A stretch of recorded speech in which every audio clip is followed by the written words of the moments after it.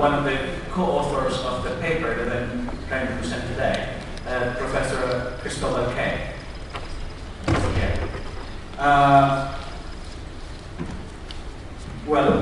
Thank you very much for inviting us here. We have 20 minutes, and I think I have 18 slides, so I have to be quite fast here. Okay, our tasks, just to clarify. We have two tasks. One is the main task, and the other is a secondary task. The first task is to try to make sense and try to have a reflection of the 17 case studies of so-called land grabbing in the region and set it against the ongoing discourse on this theme more globally, more internationally, and try to see where the current insights from this region stand. The other one is, and which is a more peripheral and secondary task, is to also take some glances at the 17 studies here against the key findings of the UN CFS High-Level Panel of Experts land grab report released in July of 2011, of which I was also involved. So in short, it's more of an outsider's perspective on the 17 studies you have here, which, by the way, is, if you haven't all read all the 17 studies, you have, because I think they're hefty and really offer fresh and original empirical insights of what's going on in this region. Our timetable to do our task was really kind of very limited. I think 2 months that I say here is too generous. I think we had less than that. So it was kind of under severe constraint that we did this study. So yeah, okay. I begin by saying that the FAO framework that guided all the 17 studies were both wide and narrow, was both wide and narrow. It was wide because it was framed within the broader land market dynamics. It therefore allows for the authors to gather data and try to analyze them from the more broader kind of perspective of agrarian change dynamics.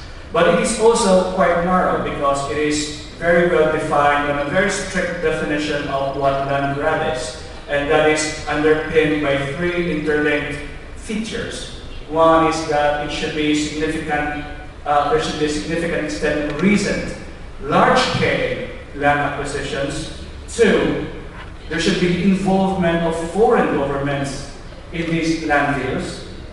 3rd, there should be some negative impact in varying extents of these land investments on food security of the countries involved.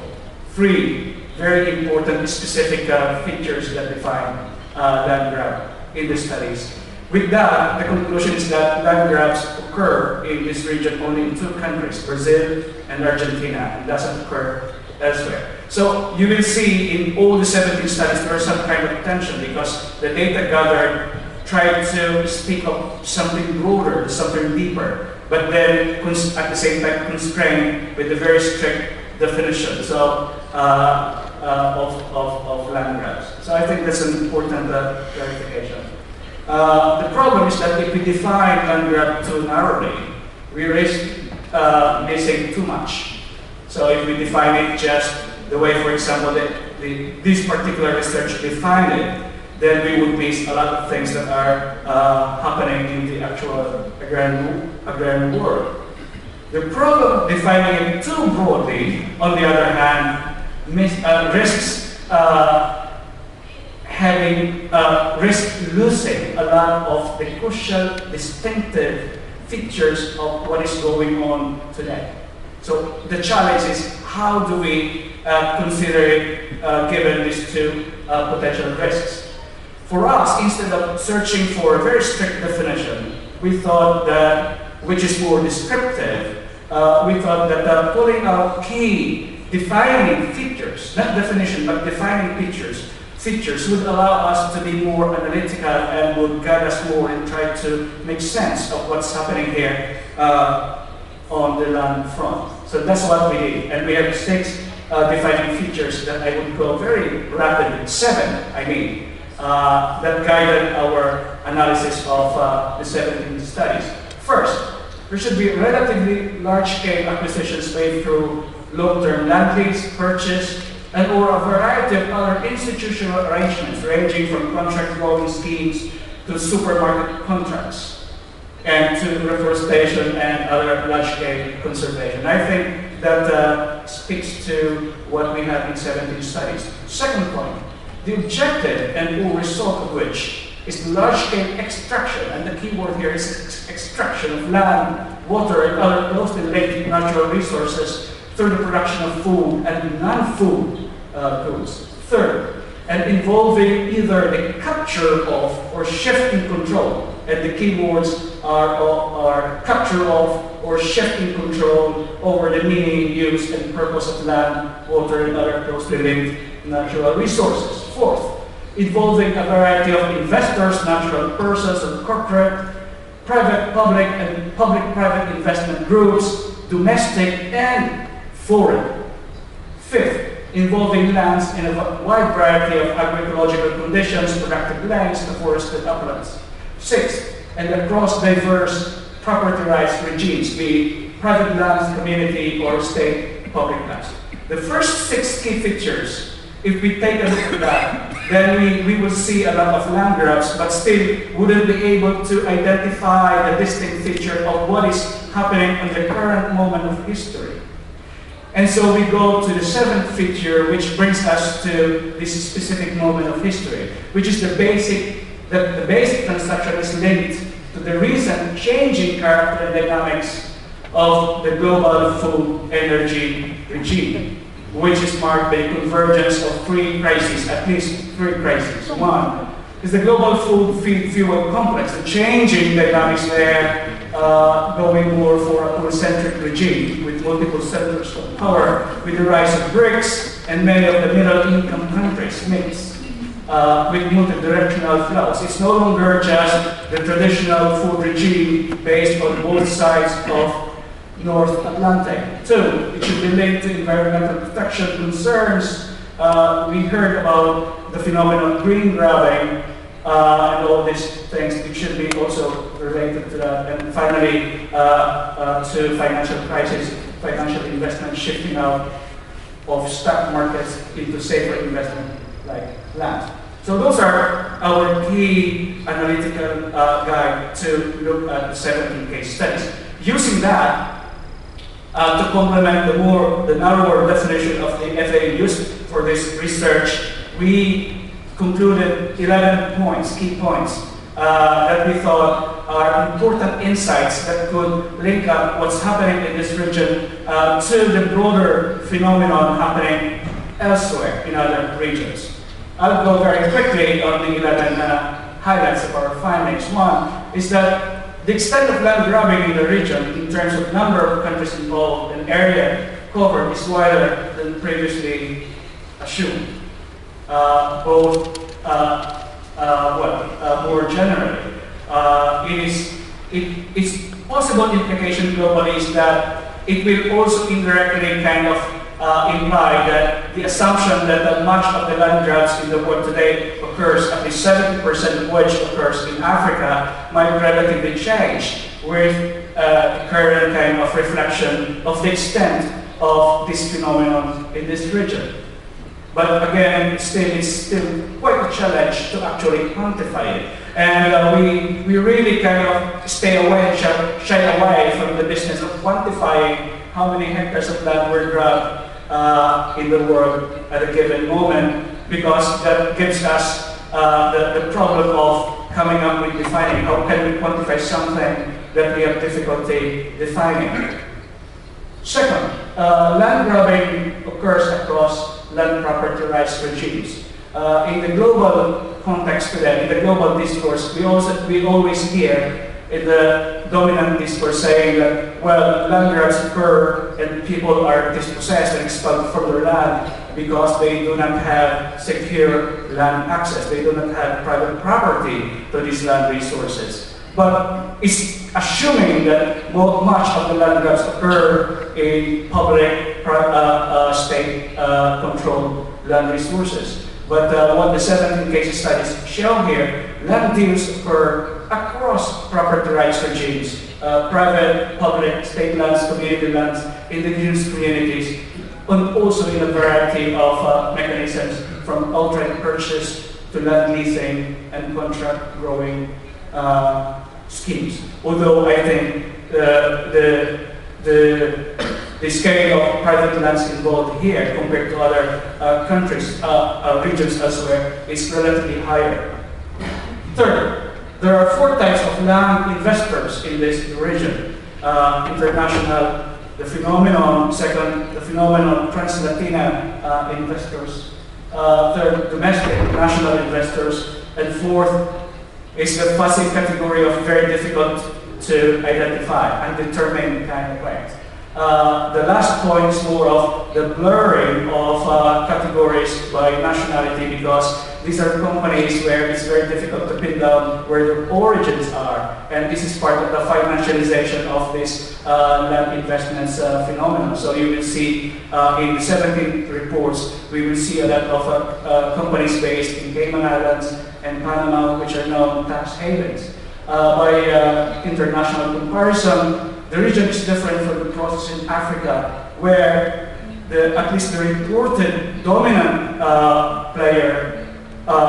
players are transnational, transregional investors. Here, it's more, they are relatively marginal compared to the intra-regional, national, transnational investors. And that's a major kind of difference in terms of feature, which would link the Latin American phenomenon closer to the Southeast Asian experience, where a lot of intra-regional investors are actually playing more important roles. But similar to all other regions, the key role of domestic national capital is also very important in this region as elsewhere in other regions of the world. Fourth, land grabbing occurs not only to produce food. The dominant narrative, of course, tells us that there was a land grab because of the 2007-2008 food price hike, and so people, different countries felt food insecure, and so the rush for land to capture lands to produce food for export. But what we see here, of course, is that food, of course, especially livestock, are very much part of the scene here of land investments. But there is also a distinctly Latin American kind of phenomenon of the rise of what we call the flex crops. Crops that have multiple and flexible uses that are easily kind of changed in terms of crop use over time. So palm oil, sugarcane, soya, in the context of the changing dynamics of the food feed fuel complex. And that's a very important phenomenon that is not found in the same extent and scale in other regions of the world, experiencing surge in land investment. And of course, the extent of non-food sectors here is also kind of phenomenal. The case of this region tells us more deeply and gives us a better kind of analytical handle in terms of going away from the dominant narrative that is food crisis-centric analysis explaining the global land rush. Because it's not just about the food crisis and food. It's far more deeper and far more broader than that. Fifth, it seems that in most cases land-based regions have not resulted in immediate large-scale negative impact on food security. And part of the reason is that staple food remains in the hands of small farming communities. I am talking here of the broader picture. I'm talking here, I'm sure there are pockets of cases where food security of communities and households were undermined. If you have massive kind of expulsion of peasants or indigenous communities from their lands, for example, in some areas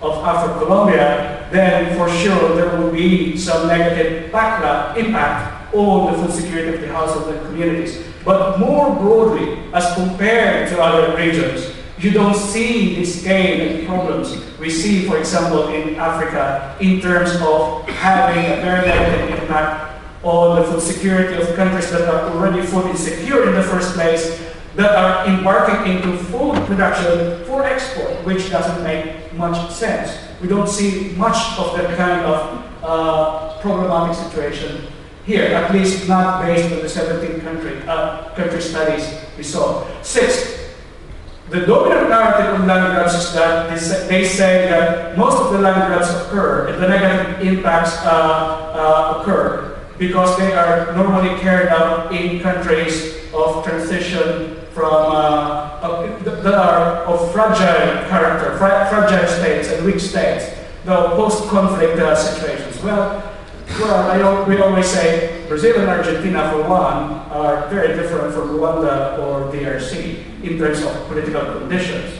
You don't see that kind of settings here in Latin America happening. It's a very different kind of situation where also this massive corruption and under the table shady deals.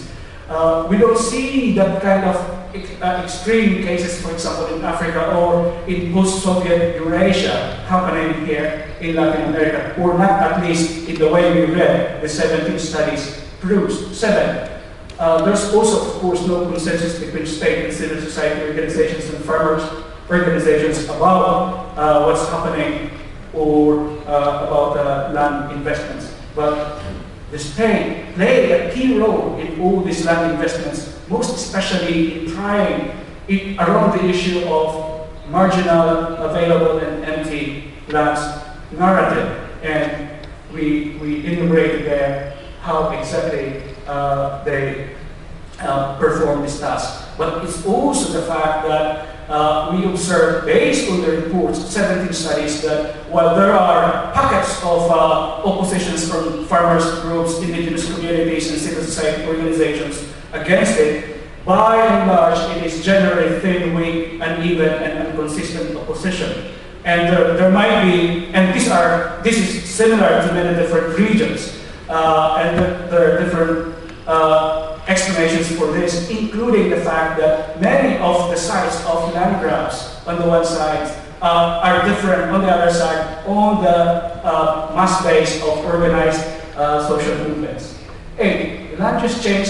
We always kind of protest, like the caricature is that we protest lands devoted to food or forests being converted to food for export or to biofuels for export. And we say that's almost kind of, that angers people for good reason.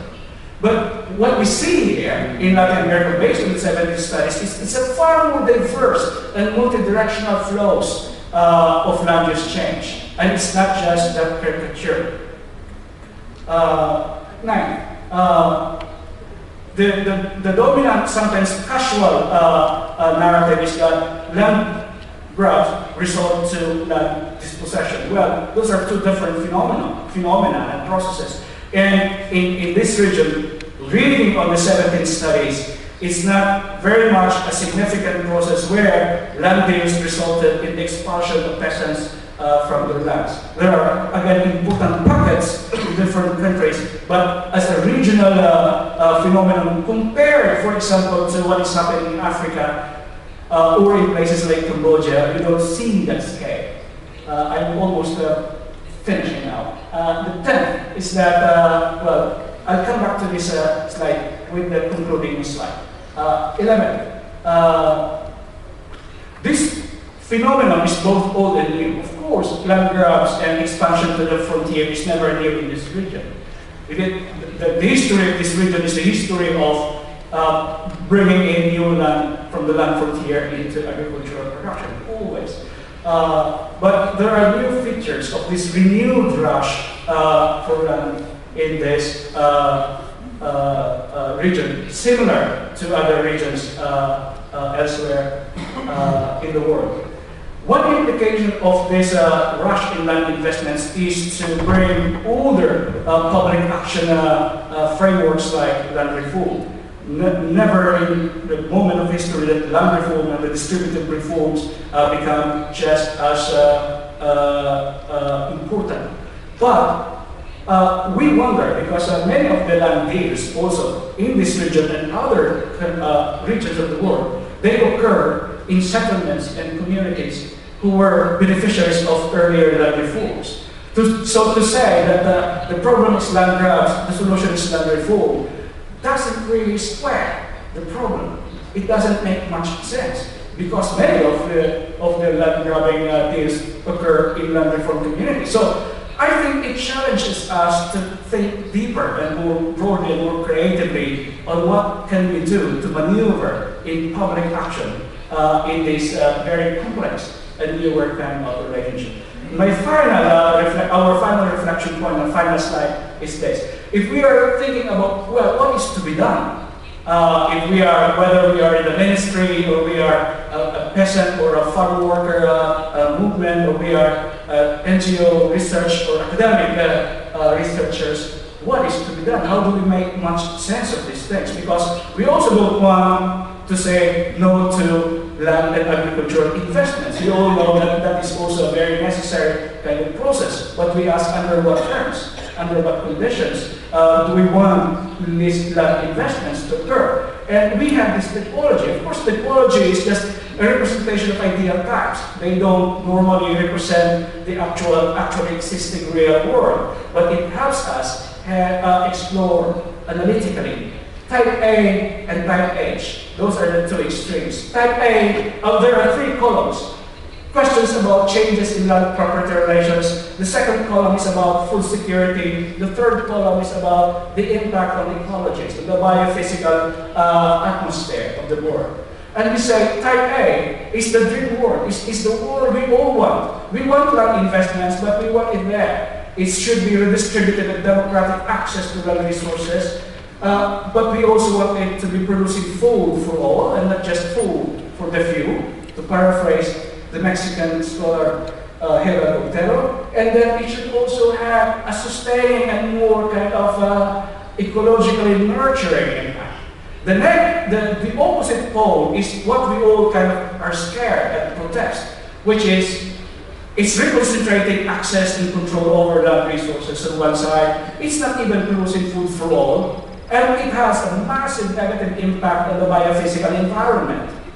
Well, in real life, of course, we know that types A and B are hardly the most ideal actually existing scenario. Actually, we see that in real life, we see a lot of combinations from B, C, D, E, F, and G. And those combinations actually make our work and life very difficult, because those are matters of choices, because these are dilemmas. One scenario may be good on agrarian justice issues, but may be bad on environmental justice issues, and vice versa. So it's like, what are the public action choices that we have? We would like to leave it there. Thank you very much.